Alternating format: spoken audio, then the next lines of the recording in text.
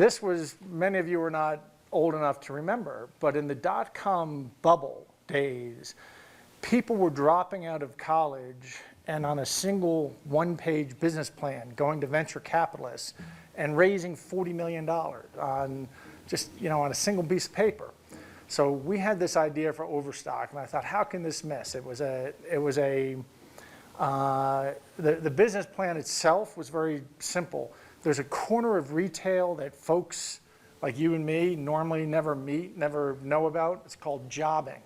And what jobbing is mainstream retail is all set up for mass quantities, but at the fringes of retail, there are these people called jobbers who tend to be bada bing, bada boom, I knows a guy who knows a guy, I got this deal going with Seiko, he's got something on Polaroid with me.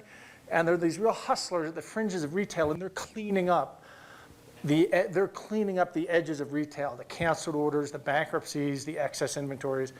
And the market rewards them or compensates them for the fact that they don't have mass retail efficiencies by letting them buy at about half of normal wholesale.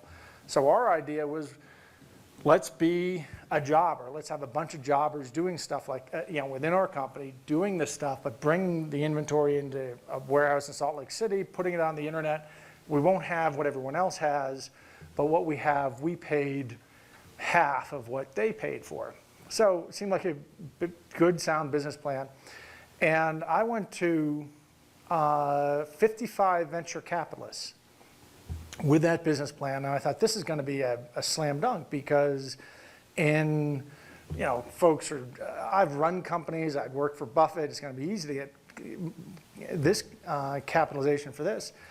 And out of 55 venture capitalists, we were turned down by 55 venture capitalists.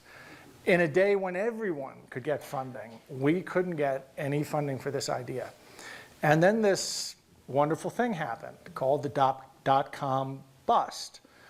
And when that happened, there were all these dot-coms who had gone out of business, and we discovered that the system we had set up to liquidate excess inventory and out of excess orders and canceled orders and stuff worked pretty well on bankruptcies too.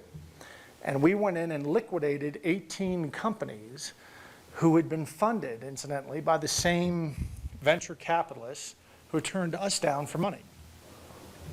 I'm much too mature to take any undue satisfaction in that.